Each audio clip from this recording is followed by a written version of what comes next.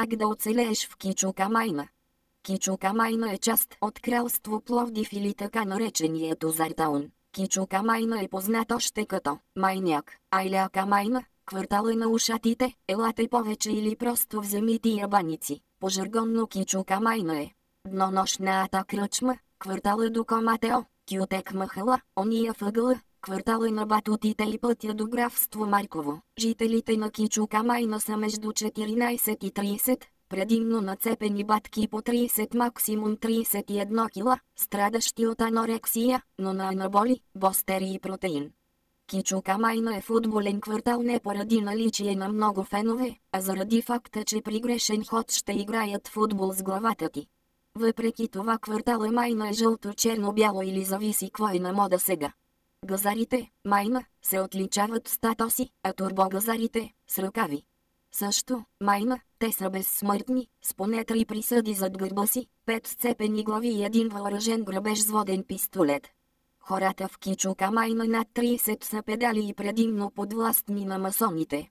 Кичокамайна е популярен в България с редица деца-рецидивисти и нечовешките им садомазоизстъпления спрямо техни съученици и приятели, много от които завършват с ритуални убийства.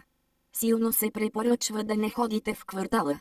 Ако се наложи, никога не отговаряйте на въпроса имаш ли фасе, майна, или от кой отбор си. Кичокамайна е квартала, в който можеш да намериш от наркоманчета до дилърчета. Всички пишлемета там са или ултраси или супер тъфмейт кежуала шматки, те се познават по наведените глави. Типично за Кичокамайна е обикаленето с комплект от руския пазар, чантичка от мола на центъра и хладно оръжие от подлеза на Централна. Ключови точки в Кичокамайна са Спринцовка Централ до Симида, Централния Кютек затвор, Първорайонно, Събота пазара, Веселите курвички, Нептуна и Димитър Шматкев. Майна е универсална дума, използвана от поздрав до ругътня.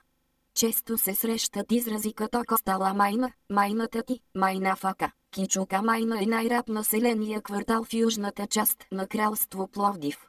За да си истински рапер от Кичокамайна, трябва да мразиш Варна, мразиш Баса и да мразиш Стара Загора. Раперите Майна обикновено са винаги айляк, на не повече от 16 години и с успешна рап кариера сред класа си в най-добрия случай.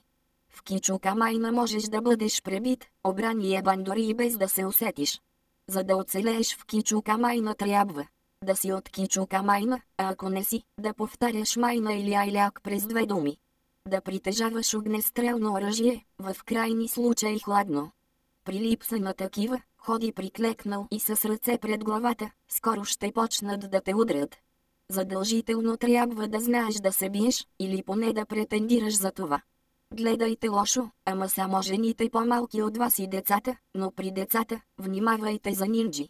За да оцелееш в Кичокамайна, не трябва да се съмняваш в силата на хулиганите.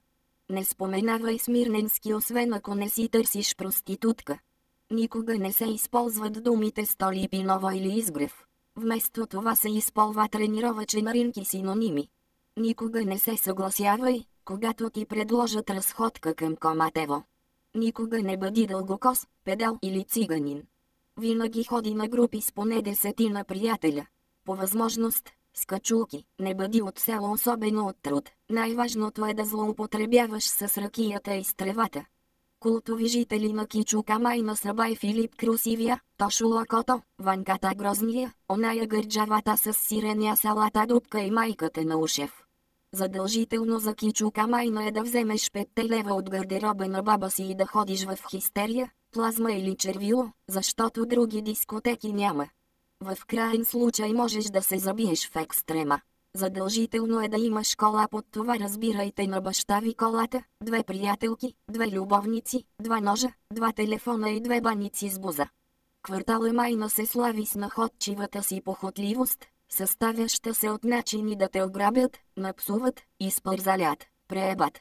Известен Кютек, чия и мангал по душа е краси китката. Споменатият индивид се намира често около трампета, гробищата или по разкази на очевидци, на майката и опутката. Когато говориш с хора от Кичока, ти никога не бива да лъжеш, да си по-хитър, да си от Варна, да се усмихваш, да носиш оригинален Адидас, да бъдеш прав, да бъдеш седнал. Наблюдава се тенденция на крадене на бира, затова винаги си я прикривайте в черна найлонова торбичка или си вземете направо газирано. Кичукамайна е международно известен с многото си полиглоти. Там се говори на български, английски и на гутентак. При наличие на по-голямо количество ракия или производни спиртни напитки, се добавят френски и руски. Цигански майна се говори само в Остромила, но той от 10 години е обявен за карантинна зона. Също, майна, всеки знае, че в Кичука се говори най-чистата форма на български език, в Пловдив. Най-важното, в Кичука майна се придобиват огромни знания. Можеш да се научиш да псуваш само като погледнеш някой жител накриво.